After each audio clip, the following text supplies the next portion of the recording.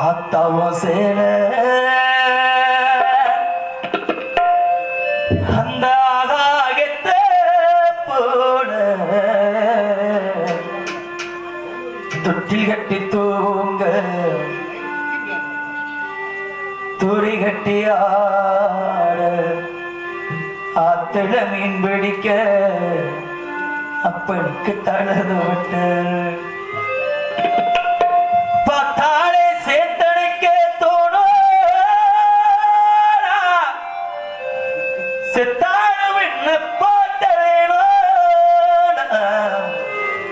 நானும் 4-5 தான் கத்துறேன்